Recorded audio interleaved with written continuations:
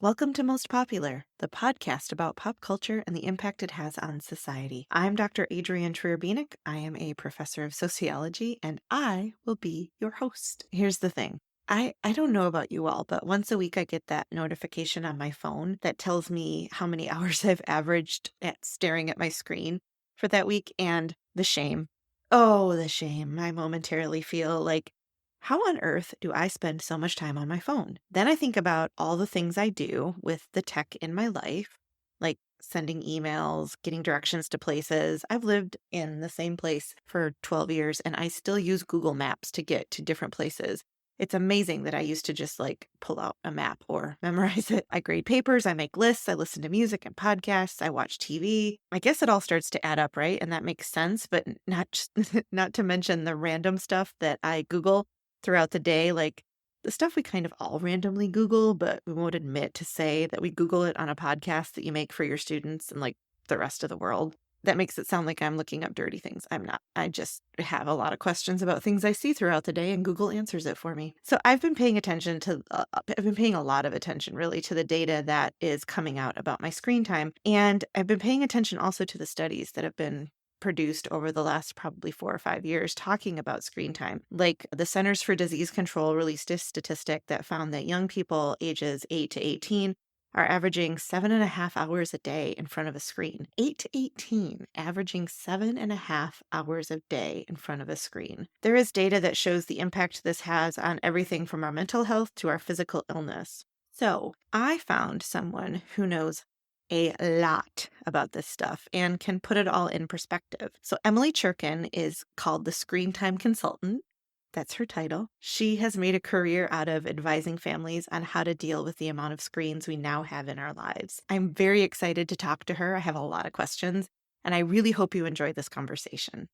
My name is Emily Cherkin. I live in Seattle. I'm a parent. I'm a former middle school English teacher, and I'm currently the ScreenTime Consultant.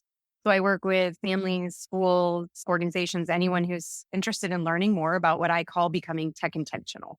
I love the phrase tech intentional, by the way. What's your background? What's your education? I know you said sociology is in your education, but what's your background? So my undergrad degree is in sociology and music, actually. I was a violinist. And then I decided to go and get my master's in education, which I did through Lesley University in Boston or in Cambridge, Massachusetts, while I lived in New York City. So it was a sort of it was an early remote learning experience. And I'm talking, it was 2000, like it was way ahead of its time. So it was a really cool experience because I could live in New York City while I also took graduate level classes. We did like once a month, we'd meet in person. We had some, our syllabus was like, we just sort of did our own independent study. And it was a great way to do it. But it was weird because I didn't actually live in the city where I was getting my master's. And I knew I wanted to come back to Seattle someday and teach. But then, of course, the irony was I didn't get a cert as part of that program. And in order to get state certified, I would have had to do it in the state I wanted to live in. So it was one of those, it kind of worked out the way it did, but I ended up teaching in independent schools because they didn't require that. And I spent 12 years in the classroom working with 7th and 8th graders, half of that teaching middle school English and half on a media literacy sort of anti-bullying, social emotional curriculum that I cobbled together from several other sources, but was really a lot of my own design. I love this. This is so impressive. Also, as a side note, my aunt, I call her my favorite aunt, but my aunt was middle school for her, I think 30 years she did it. So I have a special place in my heart for the folks. I mean, everyone goes, oh, 7th grade. I'm so sorry. And I'm like, I love 7th graders. And I have a 6th grader right now. So like my own kid. And I understand this age group really well. I have a lot of empathy for them. It was my worst year of school. So I think part of me was like, I get to help these kids have a better experience. And part of what led me to the work I do now was that when I started in the classroom in 2003 and I left in 2015, I mean, I literally spanned the no kid had a phone, no kid had social media to 95% of my students did by the time I left the classroom. And at the same time, I was also being asked as a teacher to do a lot more online stuff. So grading online and posting assignments online. And I needed that as a teacher, to be very clear. Like it took my students away from me. It pushed me to a computer, pushed them to a computer. And all of a sudden parents started getting involved too, which is a different challenge. Because now instead of these 12 and 13-year-olds who I really wanted to build autonomy and independence and skills that really matter for future success, now mom and dad are emailing me about their homework assignments. So it undermined a lot of what I was trying to do. And at the same time, kids are coming in the classroom and they're like, oh my gosh, there's this group on social media and they're being really mean to me. And, so and so didn't invite me to this party and I saw this picture. And I mean, this is like MySpace, Facebook early days, right? Yeah. Like no kid is on Facebook anymore, but it evolved. And so here we are now, whatever, almost 10 years later. It's only 10 years. I mean, to be clear, it's only 10 years later that this is like evolved so quickly. Like, I really think I wish we could go back 10 years ago sometimes because it was a simpler time. No, I feel the same way. One of the things I really stress in class is that it takes a lot to change a society, but tech is the one thing that we have embraced and have just no problems with. Like, We if you drank think the Kool-Aid. Yeah. yeah, we drank it fast too. I mean, if you think about civil rights, LGBTQ rights, women's rights, how long it took and how much people are still struggling for those Yeah. things. And yet Yeah. tech, like, Yeah. we got a computer in our pocket and we all just ran with it. And it's crazy how fast we've embraced it. Exactly. And in such a short window, I think people will push back and be like, oh, well, everybody's always afraid of new technologies, but it's the exponential change. I mean, the fact that we've gone from literally Mhm. zero to artificial intelligence in 10 years is in terms of the public experience of it. I know a lot of this has been behind the scenes for a while, but like it has just fundamentally changed parenting, teaching, learning, Mhm. childhood, and society. I mean, it's big. Yeah, we have on my campus, we're talking about doing a conference on AI to start to kind of educate Oh, folks. And it's so funny to me because AI is one of those things where you're either terrified of it or you yeah. understand and you can kind of work within the confines of it. And the Yeah. people who are terrified just really cannot grasp that this thing is here and we're going to have to deal with it, Yeah. and that fear is not great. But also Yeah.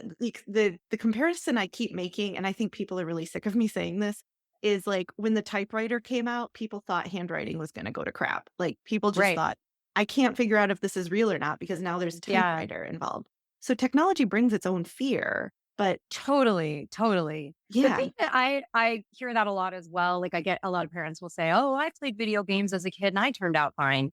The thing that's different today in my view of technology and why it's a little scarier, and I agree with you that the fear mongering around AI doesn't make it safer or Mm-mm. better. Like that doesn't. It's already here too, by the way. I mean, anytime you type something and you get the predictive text, any of that, that's Right. all AI driven already. Like we're Yeah. already using it, but the thing I always just add in is that the way in which the products are designed today is different than Yes. an old school typewriter. The fact that there are algorithms and manipulative design techniques that tap into our neural pathways, like I always say to parents, this isn't a fair fight. It's not you versus your kid, it's you versus a hijacked neural Yeah. pathway. And Yeah.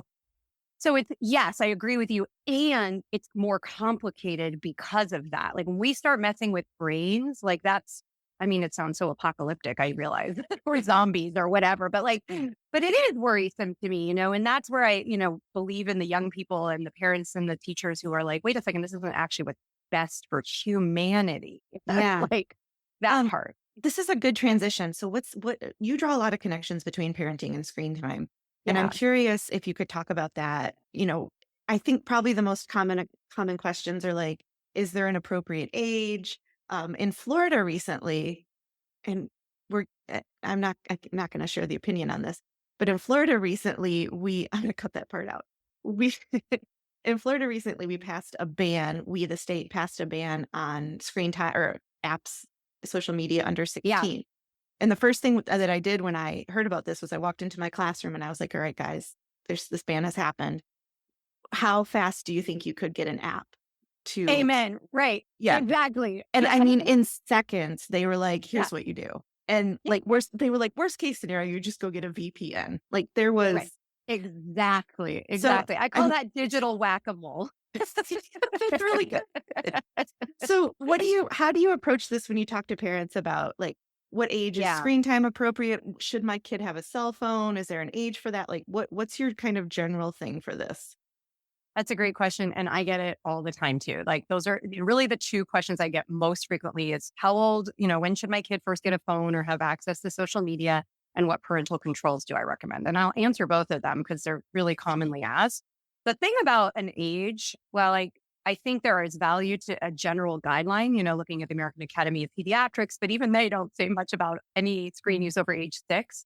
Part of the problem is think about when you were 16 and all the 16-year-olds you knew. Like, weren't there some of them that you would literally trust with your lives and others that you wouldn't trust to like carry your lunch bag? I mean, the problem is that 16 isn't some magic number where, we have this amazing brain development. In fact, we know the brains aren't fully developed till 20, 25, 26, 30 years Right. old. Right. And so that's why it just doesn't work. It's not, kids aren't standardized. Children's brains are not adult brains. So I am very wary about age as a hard number of like yes versus no.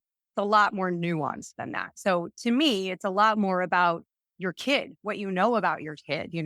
Do they do things outside of school independently? Do they get their homework done on their own? Do they contribute to the Yes. household as a member of the household? Like, there are so many other one of my big things is skills before screens, so that to me is a much more useful question than an age. That being said, we know that it's something like 30% of 8-year-olds have iPhones now. So the numbers have crept down as screen use goes up, kids are getting them younger and younger. And to me, that's very worrisome because of the brain development impact that we just don't know. I mean, well, we do know early research is showing that it's not good, but it is generally, I mean, I don't know. I guess I just feel like on a logical, reasonable level, we don't need the research to say it's just not good for a child to sit in front of a screen for 5, 6, 7 hours a day. That's just not healthy. It's not what Yeah. development looks like.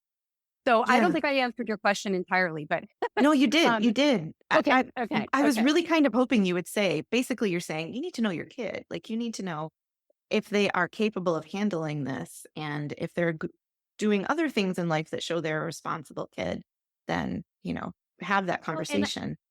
and the pressure part of this is really important too, though, because there's both peer pressure from kids and their friends. I'm the only kid who Yes. doesn't have a phone.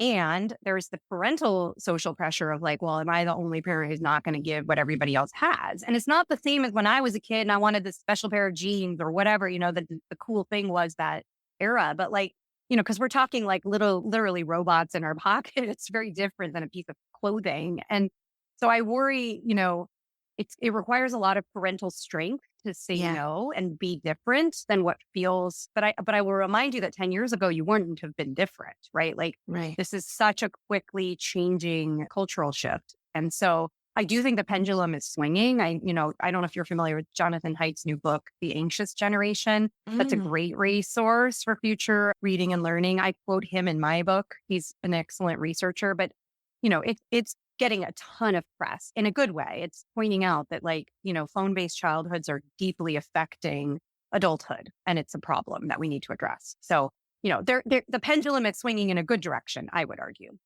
It also sounds like you're saying that you need to have good communication with your kids. And Yeah, so that, because a kid could very well get a phone and download an app and you'll never know. And that, exactly. but the good Exactly. communication part is key there. Yeah.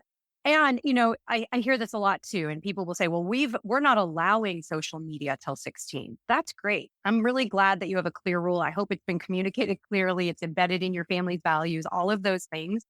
But also, have you met 16-year-olds? Some of them are real sneaky and they have Mhm. friends who have phones and they're going to find the workaround. And some of that's developmentally normal, like to be Mhm. independent speaking and to rebel a little bit. Like, we want some of that healthy, differentiating from us as adults and parents. So, I don't want parents to go into this naively either, that just because you have the rule doesn't mean it's going to be followed, doesn't Right. mean that kids aren't accessing things. So, and I think the other question to the parental control one, right? Like, to your point about communication, it's that rather than say, so, there is plenty of tools on the market, right? For parental controls and apps and monitoring software and filters and blocks and all this stuff. It's digital whack-a-mole is what I always say, right? Because, you could walk into your class and ask, okay, your parents put on this parental control. What are you going to do to get around it? They're going to tell you in 30 seconds how they do it because Google, right? Right. Because YouTube tells you how to do this. Right. And so, I think parents can't go into it naively. I think it can be one tool. I think for very little children and young children, that might be a more effective tool. More important in my mind, and there's research to back this up, is the questions to ask, to your point, is not what is the parental control, but do I have a good relationship with my kid? Period. Because Mhm. it's in the context of that you're going to know what they're doing online, which is the second part of that question. It's not the parental control. It's, do I have a good relationship with my kid? Do I know what they're doing online? Because I Mhm. can tell you how many parents come to me and their kids are way savvier than they are about the tech. They are, anytime someone says road blocked to me, I know they don't know what their kid's doing online because it's not road blocks, it's Roblox. And it's not one game, it's thousands of games. Yeah. So that's like an easy tell. If a parent isn't sure about that, they have got some conversations to have. What is your thoughts on, because the most common studies come out and talk about how screen time is difficult for like body image and media Yeah. and self-esteem. The book you recommended, have you ever heard of CJ Pascoe, the sociologist? No, but I love Um, sociologists. sure, I don't remember the name of her most recent book, but I'll link it. Yes, One of the please. things, she's been studying high school age kids for 20 years, and she did Wow. bullying back before Oh, yeah. people were talking about bullying. But she makes this point that yes, there's a self-esteem thing, and yes, you can't escape the phone when, like when I was a kid, you could just not go to school or Yeah. not answer the phone Right. or go home at the end of Exactly. the day. But she also says that we've created a culture where picking on people and self-esteem and Yeah. manipulating emotions is somewhat okay, and that Yes. the tech amplifies that. But Yes. as much as the tech is the problem, we still have a cultural issue that we're dealing Yes. with. So I'm curious Yes. what your thoughts are on all of that. That's a great question. On the one hand, I feel very protective of parents. Like, I feel like I tell parents it's not your fault that this is such a big issue, but Yeah, it is your responsibility. yeah, And I am also aware that the tech industry would love to blame parents for this because it's mhm, much more effective for them to say, well, this is you as a parent who's failed, not us. It's not our product. It's you as a parent. Much more lucrative for them to say that than to say, oh, maybe we should change our business practices. right. So, yes, I do think there is that's a great question. And I was thinking when I was teaching middle school 10-ish years ago, we did talk a lot about bullying, and obviously cyberbullying wasn't really a thing yet, but it was about how you show up and who you are and what kind of person you want to be. Mhm, And you're right that tech amplifies that. And that's always been the case that kids are kind of not nice to each other in middle school. And, yeah, I think it's become more culturally accepted, I think is probably what you're getting your large CJ Pasco's point. And I don't disagree, but I also don't think that just means we should let the tech off the hook right, at all. exactly. Yeah, yeah, exactly. What are your thoughts on when people say, like, do a tech detox or take, Yeah. my thing has always been, like, when I feel like when I'm taking too much time on, like, Instagram is I delete it for a weekend. Yeah. So Yeah. I'm curious what your thoughts are on, if you recommend screen detoxing. Oh, Sorry. hi. The doggy's in here.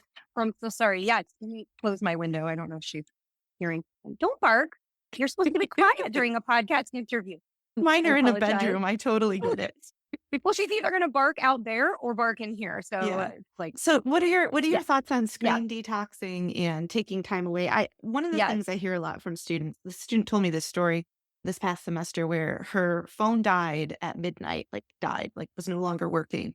And she couldn't sleep until she could get to T-Mobile at 9 a.m. the next day because she was so just wanting to yes, scroll and look at it. And that the right, second right. T-Mobile opened, she was there and getting a new Wow, one. So right. I'm curious I what your mean, thoughts are on that stuff. I think that's indication again that like adults or young adults we are very prone to compulsive and addictive behavior when it comes to technology use. And again, that's part because of the intentional design features, right? It is designed to hook into our neural pathways. It's the very simple equation is the more time we spend online, the more ads we get exposed to and the more money the tech company makes. It is Yeah. literally a very simple equation. The problem is when we're tapping into these neural pathways and the tech companies have hired developmental psychologists to manipulate our attention. Our attention is the commodity. They call it the attention economy, right? Mhm. And that to me is deeply disturbing. So while I'm all for taking breaks and detox and doing whatever you need to do individually, but I also want to make sure I'm really clear that it is not an individual's fault that this is so Mhm. hard, right? Like, if you're struggling with this, it's not because of you.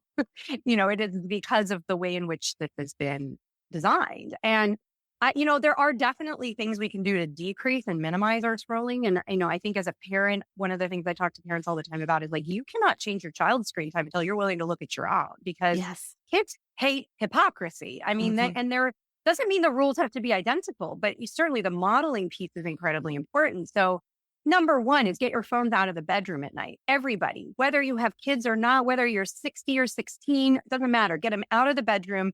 They interfere with sleep. And, you know, everyone says, well, that's my alarm clock. Alarm clocks are like under $20 on Hmm. Amazon. You can get it tomorrow and it works exactly the same way as your phone will, but it doesn't have the internet connected. It doesn't have your email account. So that's the problem is, we have it by our bedside. We, doom scroll before bed. And I always say Twitter before bed messes with your head. It's like my little adage there. But, so that's a big one. The other big one that's just an easy, quick solution is turn off all your notifications, all of them, including text alerts. In fact, my phone will ring, but it will not do any notification sounds for anything other than the phone, including text. You know what's so sad is that I'm always by a screen or computer. I never miss anything. So, but the difference is it doesn't interrupt me when I'm in the middle of something, whether that's a conversation with my kid or when I'm on a phone call. So that's another simple one. You can do grayscale. You can make your phone less appealing to look at, and that makes you want to pick it up less. But again, these are all like great strategies for sort of some small changes. But I think the bigger change needs to come from the cultural side and the technology, business, and design side. So yes, and is the answer to that. No, I think you're right, because there are steps you can take, and you have to be willing to do them. And the bigger picture is you're getting into the media literacy part of this, which is Yeah. that these Yeah. companies have designed this stuff so that they can make a ton of money off of it, and Yep. that we are in some ways, I always say, like, the internet is not optional anymore. Like, it's Yeah. it's it's not something that you can just opt out of and say I'm not going to do. We use it for everything. Right. So understanding who is pushing what to you through all of your Yes. stuff is a Yes. big part of this. I noticed on Facebook Reels that they're running ads on the bottom of the reel now, and you have to like exit out of it, and then 10 seconds later another ad will appear. Yeah. And that's insane. Like, Yeah. nobody needs Yeah. to be seeing random ads while you're trying to like watch a Yeah. dog do something cute. It's insane. Right. And the media literacy piece of that too, when you think about for children, I thought I was doing this great job as a parent teaching my child about marketing, and messaging. And I remember very distinctly being in a grocery store and she was about 4, and Frozen, the movie, was her favorite movie, and there was a cereal box that had characters from the movie on it. And I was like, what does Elsa have to do with Cheerios or whatever? She'd be like, yeah, that doesn't make sense. And then she went and she found a box of tea and she picked it up and she said, what does the dragon have to do with tea? And the dragon was part of the brand design. And I was like, oh my gosh, like I'm teaching her this. And yet there's so Mhm. much nuance to it. And that to me was a great example again of that brain development piece where I, as an adult, understand the difference. But why would a 4-year-old get it? And so that's Yeah. part of the problem with the stuff that kids are consuming is it's an ad, or maybe it's not an ad and they don't know the difference. It's all content to consume. And that's problematic too, right? When you think about like marketing influence on young children, right? Like that's deeply problematic. Yeah. Pretty much everything has become content. Like, that's, I think, Yeah. one of the big takeaways of social media Yeah. now. Yeah. Even if you don't want it to be. Whenever I upload lectures onto YouTube, I unclick all of the, like, do you want people to comment? Do you want people to Yeah. like? Do you want people to take this and use it as a reel or a short? And I unclick all of those things, but you also still have to be very aware that just because I unclicked all those buttons doesn't mean that something I do or say isn't going to be taken and put somewhere where I don't want it. Like that. Yeah. There's screen grabbing and recording. Yeah. And yeah, it is not. And it's a really great point about not being able to opt out of the internet, because as a parent and part of the activism work that I do is around screens in schools, right? And how much digital tech, especially K-12. I realize higher ed has its own challenges, but it isn't optional. My 6th grader is at a public school and has to carry a laptop back and forth to school. She's got horrible neck pain because this computer is old and clunky. And I'm starting to get really frustrated about why this is actually not developmentally good on so many levels.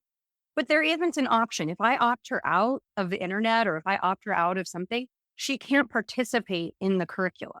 Right. So Exactly. then I am being forced as a parent. I don't have a choice. It's either get educated or, you know, don't be able to participate, like, but at the expense of my child's privacy and data and mental health and physical health and eye health and all the things that I don't think are needed for young children.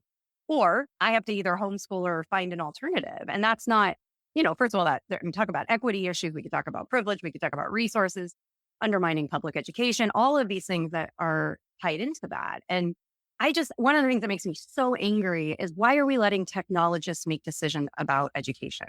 Why are we ignoring teachers? Why are we ignoring the professionals? I don't walk into I don't even know what it's called, a surgery room, and tell a surgeon how to perform a surgery, right? Mhm. I would never do that, but that's what's happening. And so, I worry a lot about that. I think some of the younger teachers coming up too, who grew up on a lot of tech, have been sold this bill of goods that tech is the future, tech is education, that's what we have to do.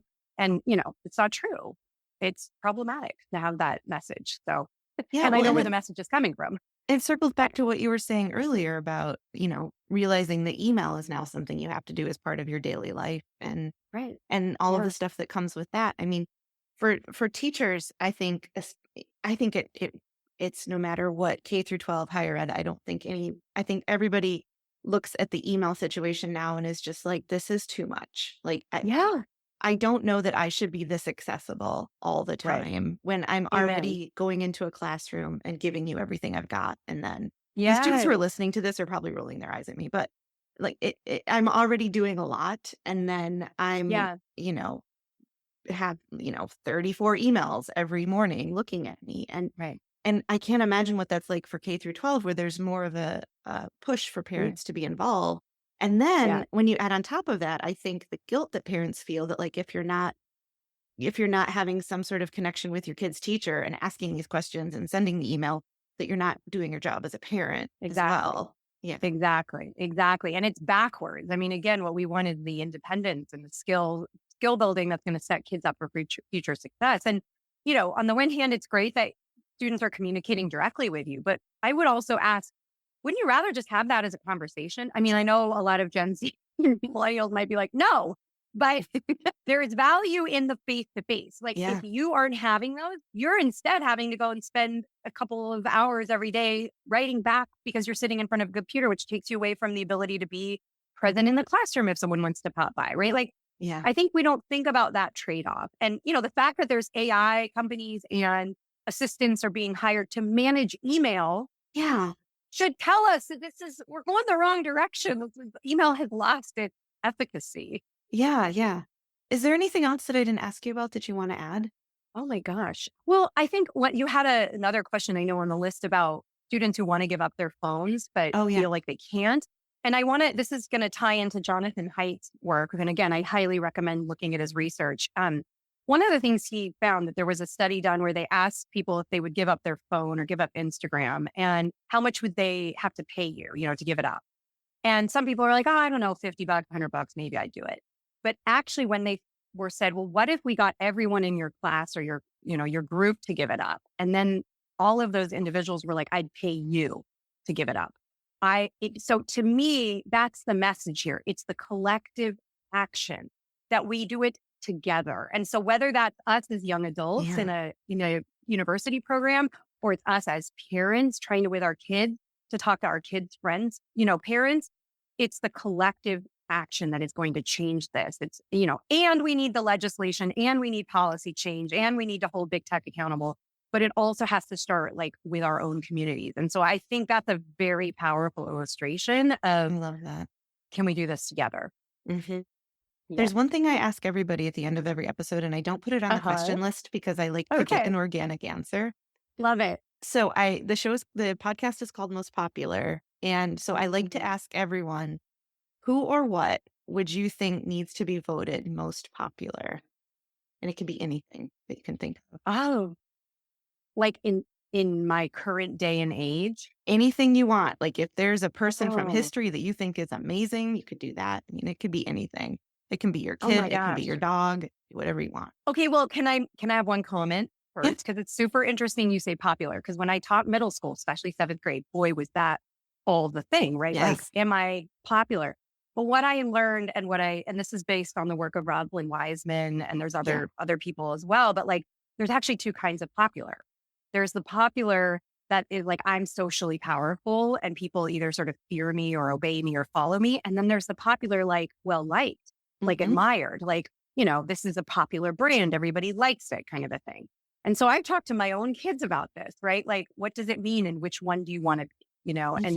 how do you set yourself up for that? So it's funny you say that because my first thought was actually my children, that like they're my they're my guiding stars in a lot of ways, the reason I do the work I do. So That's so yeah. sweet.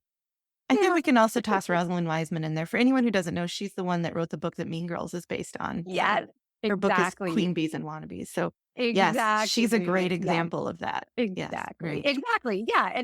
And for her to have coined that and developed that nuanced definitions of it, I love that. So yeah. Well, thank you so much for doing this with me. I really appreciate it.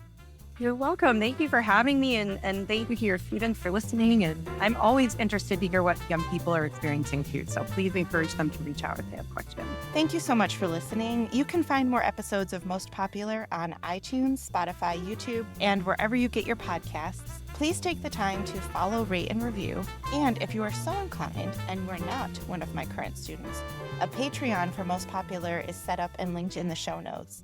More information, including additional resources for educators, can be found on my website, adriantrier-bieniek.com, and that is spelled out in the show notes so that you don't have to figure out how to spell all my names. I am also on Instagram at Dr. Adrian T. Thanks, as always, to my students for the encouragement to keep making these episodes, and I will see you next time. Bye.